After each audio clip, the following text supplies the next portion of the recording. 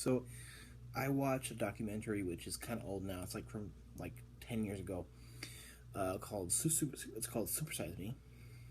It's Morgan Spurlock. I saw it a long time ago, and I just recently watched it again. Is when the guy who's now very famous for it, he is trying to prove a point that McDonald's is not good for you, or any other fast food chain, but he's choosing McDonald's because they are more well known than any other fast food chain, and they make more money than any other fast food chain. And they were back 10 years ago. There were a couple of frivolous lawsuits about some fat ladies trying to sue McDonald's for the reason why they're fat and they have health problems. When that was proven frivolous because you have the choice. First, you have the knowledge that McDonald's is bad for you and that you shouldn't eat it more than, say, once a week. And you have the choice whether to eat McDonald's every day or 5 times a week or whatever. You have that choice. And you also have the knowledge that it's not good for you. And even in 2004 or 2005 or 2003 or whenever this was, you even then had the knowledge that it was bad for you. It's common fucking sense, first off. But Morgan Spurlock his challenge was to eat McDonald's every day for 30 days. Breakfast, lunch, and dinner, McDonald's.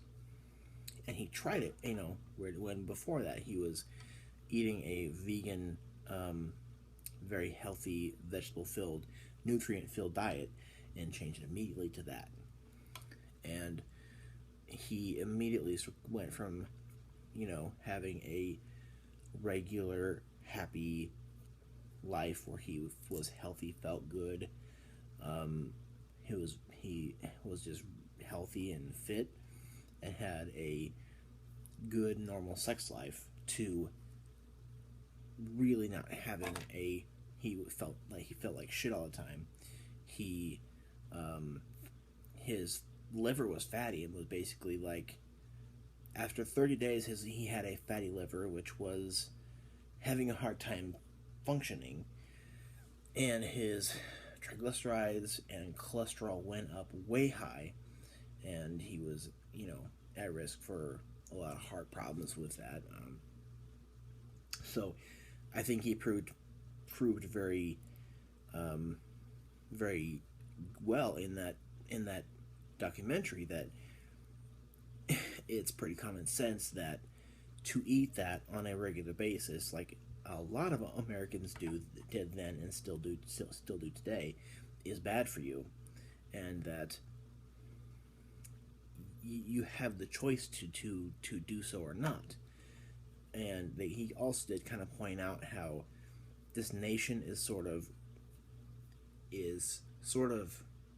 rigged by marketing companies who try to market a certain thing to make people buy it and to make money, and that's kind of the main goal. And how stuff like vegetables is not something like that is not something that is advertised, therefore it's not going to be known that this is better and this is still good. But they're going to be everybody's being directed towards what is cheap, what is good, and what is food, pretty much. But that stuff is processed, and there have been many studies done about McDonald's food or any other fast food chain for that matter, as to how bad it really is for you. Personally, when I grew up, I lived in a household, that went out to eat a lot, and I'm not trying to insult my mom or anything. Like, if she were to watch this, I'm not trying to insult her, because we did have a lot of hard times then, and I don't blame her for doing that. And later on, later on in my teen years, that did change, And today she's not like that anymore, but because things have sort of stabilized and things aren't as shitty now as they were then. Um, but I did kind of grow up in that sort of environment. I mean, it's not very surprising. I am kind of more of a heavyset kind of dude, but and now I am not a good eater. I do not eat well. Um, but I am not the worst eater ever either. I maintain my weight. I haven't gained weight since like for maybe 5 years. I don't think I've gained any weight. Yeah, I am heavy set. I am a bigger. I mean, my stomach I think has shrank a little bit, and I think now I'm not as focused on eating as I was, say, my third year in college. I was. So I think I may have lost a little bit, but since then I've been maintaining a certain weight, and I don't eat. I do eat stuff like pizza, and I do eat some more convenient things, but I still do eat some good things, and that is my choice. That's also my choice to smoke. Like if I chose to sue Philip Morris for smoking cigarettes, I do. I smoke pipes too, though. This is actually better for you because you're not inhaling. But if I were to be smoking cigarettes and were to sue Philip Morris, that would be, in my opinion, a frivolous lawsuit. I'm kind of getting off on a tangent here because I'm trying to discuss, and I'm trying to sort of show how bad McDonald's really is. I'm trying to sort of point out what Morgan Spurlock did, and to show how the problem of the obesity epidemic in this country could be solved if we weren't so we weren't so consumerism driven. If we weren't so driven to make money in this country, and we were more driven to feeding people and sustaining our lives, and not so focused on making money in this capitalist, consumeristic society. But I think if with those obesity lawsuit things, and if I were to choose to sue Phil Morris or sue, say Dunhill, who is a great pipe tobacco maker, and I'm choosing to smoke, knowing for a fact that it is bad for me. So I have the information to know that it's bad, and yet I'm still making the choice. You have no lawsuit there. You are making the choice to do things which will most likely shorten your life. And I recognize that, and I shouldn't smoke. I understand that. But right now, I am making that choice, fully knowing that my life could be shortened. Personally, I think if I dropped this and just stayed with this and less often, I think I'd be better off. But that's another matter, I would say. But either way, I'm trying to sort of show, I think that the reason I think that we have a obesity epidemic is because we have things like commercials for McDonald's, and Taco Bell and Wendy's and other things that are bad for us shoved into our brain via commercials.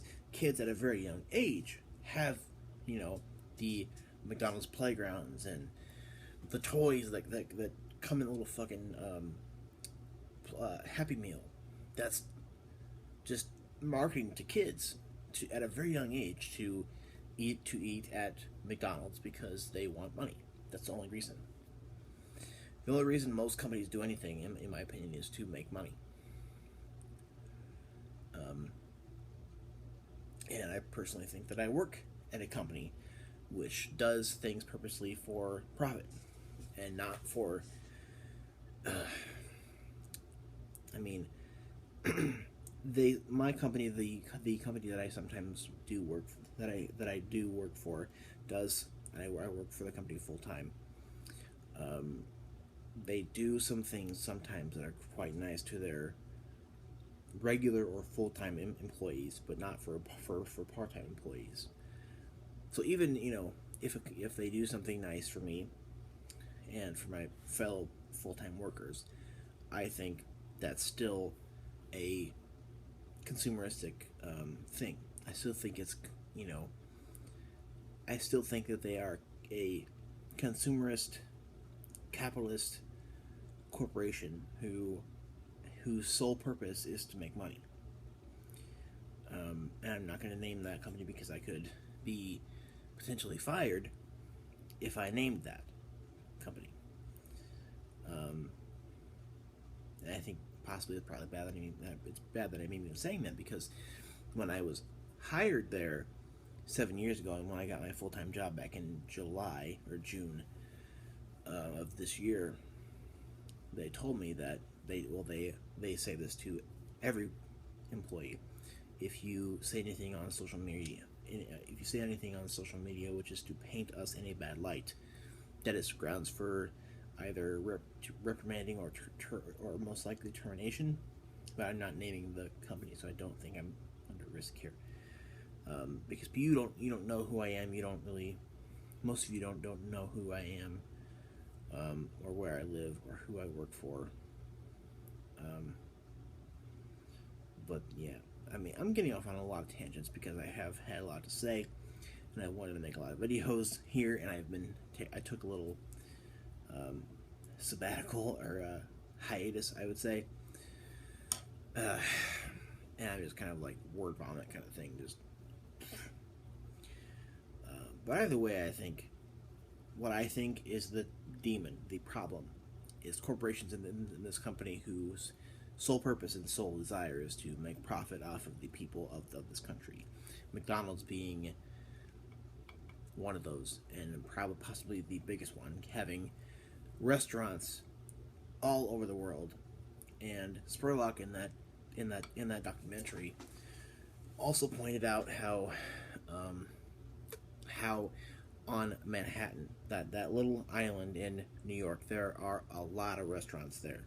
A lot of McDonald's restaurants. There's like 20 or something on fucking Manhattan. This little island. Yeah, it's a lot of buildings.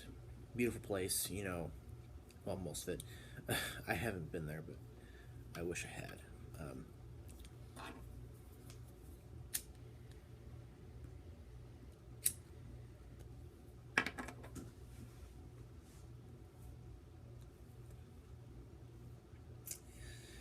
Either way, I think that this country has sort of doomed itself by having a capitalist structure of business. And I think that's the free way to do business. However, I think that there should be restrictions on how much profit can be made in certain